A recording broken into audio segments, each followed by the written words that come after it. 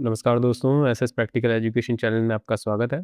दोस्तों, जैसा कि आप जानते हैं हम लोग लेटेस्ट अपडेट लेके आते हैं, तो इस सीरीज़ में आज एक बहुत बड़ी अपॉर्चुनिटीज़ आप लोगों के लिए लेके आया हूँ।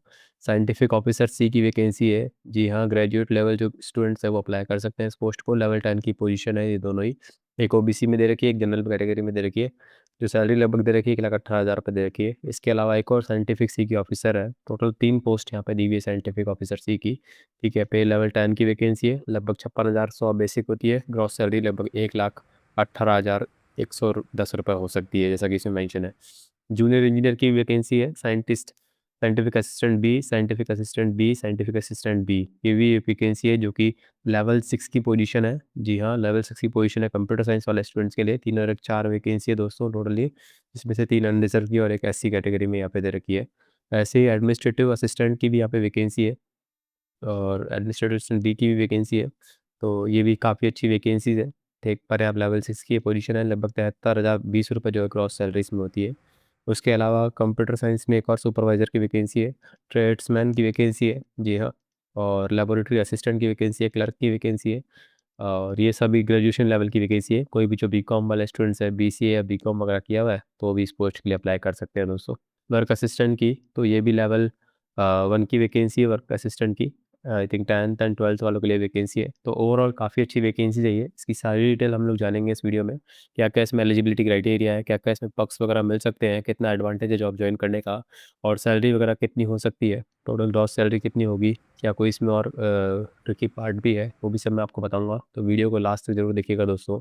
और जल्दी से शुरुआत करेंगे। उससे पहले अगर आप चैनल पर नए हैं और एसएस प्रैक्टिकल एजुकेशन चैनल को सब्सक्राइब नहीं किया है, तो सब्सक्राइब भी कर लीजिएगा, जिससे आपके पास लेटेस्ट नोटिफिकेशंस एंड अपडेट्स जो हैं वो आते रहें। तो चलिए जानते हैं इस वीडियो में। देख पा रहे हैं आप Tata institute of fundamental research, यानी फंडामेंटल इंस्टीट्यूट जो है वो टाटा का टीआईएफआर जिसको कहते हैं हम लोग, उसकी तरफ से वैकेंसी आई है। जी हाँ, काफ़ी अच्छी वैकेंसी है। आप जानते हैं कि department of automatic energy of government of India and deems to be university जो है उसके थ्रू ये वैकेंसी आई है। तो काफ़ी अच्छी वैकेंसीज़ है, जैसा कि मैंने आपको बताया इन सभी डिपार्टमेंट में आई है। सबसे पहले बात करें साइंटिफिक ऑफिसर की, जो तो इसमें फुल टाइम बीई बीटेक होना चाहिए from recognised university in computer science में। आपके पास बीई बीटेक है और 1 डेढ़ से 3 साल का अगर आपके पास एक्सपीरियंस है सिस्टम एडमिनिस्ट्रेशन या नेटवर्क एडमिनिस्ट्रेशन में, तो आप इस पोस्ट के लिए दोस्तों एलिजिबल है।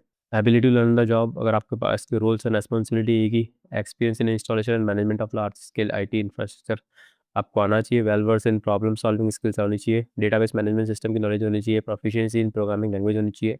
ग्लोबल सर्टिफिकेशन लाइक आरसीएचएस या फिर आरएससी अगर है तो उसके लिए डिज़ायरेबल है। नहीं है तो भी कोई दिक्कत नहीं, बट अगर है तो एक एडवांटेज रह सकता है। Good knowledge of computer architecture होना चाहिए। वर्कलोड मैनेजर की नॉलेज होना चाहिए। High performance and high throughput computing system के बारे में पता होना चाहिए। बात करें जॉब डिस्क्रिप्शन की, तो सीएमएस टियर 2 का जो सेंटर है टीआईएफआर पे, including a large number of worker nodes, storage node system and switch and firewalls को मैनेज करना रहेगा।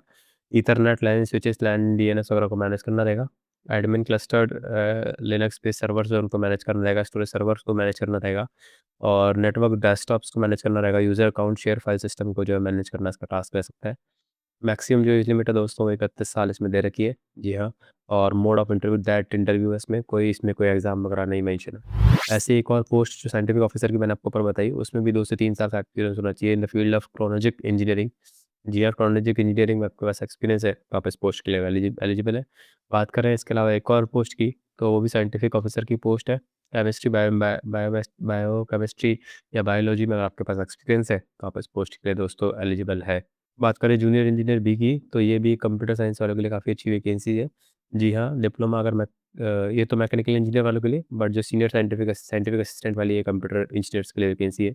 सो ये वाली वैकेंसी जूनियर इंजीनियर वाली मैकेनिकल इंजीनियर के जो स्टूडेंट्स हैं उनके लिए काफ़ी अच्छी वैकेंसी है। अगर आपके पास 2 साल का एक्सपीरियंस है तो आप जो है इस पोस्ट को अप्लाई कर सकते हैं।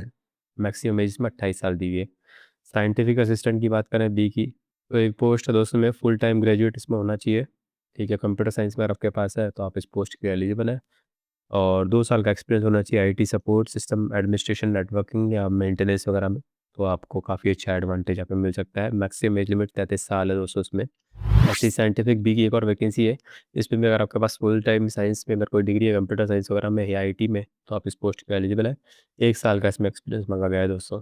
तो यहाँ पे भी आपको, अगर आपके पास लिनक्स में एक्सपीरियंस है, सिस्टम एडमिन में एक्सपीरियंस है, सॉफ्टवेयर पैकेज में एक्सपीरियंस है, तो आप इस पोस्ट के लिए एलिजिबल है।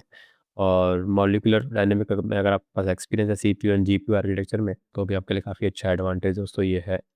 तो इसकी एज लिमिट लगभग 28 साल है। यहाँ पे रिटन एग्ज़ाम भी होगा और पर्सनल इंटरव्यू भी होगा। एक और साइंटिफिक असिस्टेंट की बात करें तो इसमें भी आपके पास अगर फुल टाइम ग्रेजुएट है इंजीनियरिंग फिजिक्स में या फिर इलेक्ट्रॉनिक्स में, तो आप इस पोस्ट के लिए दोस्तों एलिजिबल है। तो ये भी काफ़ी अच्छी वैकेंसी है। एडमिनिस्ट्रेटिव असिस्टेंट की वैकेंसी इसके अलावा ग्रेजुएट आपका होना चाहिए किसी भी स्ट्रीम में, तो आप इस पोस्ट के लिए दोस्तों एलिजिबल है।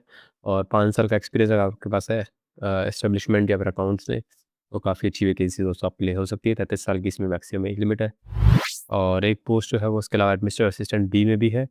ठीक है, वो भी सेम पोस्ट है। एडमिनिस्ट्रेटिव असिस्टेंट बी में एक और पोस्ट यहाँ पे दी हुई है, जिसमें भी आपका ग्रेजुएट किया हुआ होना चाहिए, 5 साल का एक्सपीरियंस आपको होना चाहिए। बात करें सुपरवाइज़र की, तो सुपरवाइज़र की भी काफ़ी अच्छी वैकेंसी है, 2 साल का मात्र एक्सपीरियंस माँगा गया है। हॉस्पिटैलिटी मैनेजमेंट में आपके पास डिग्री होनी चाहिए दोस्तों।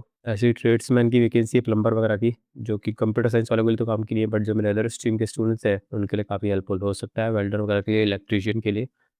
तो उन पे भी आप देख सकते हैं, मैं ये पीडीएफ भी शेयर कर दूँगा, आप मुझे कमेंट करके रीच आउट कर लीजिएगा, तो मैं पीडीएफ भी आपको शेयर कर दूँगा दोस्तों।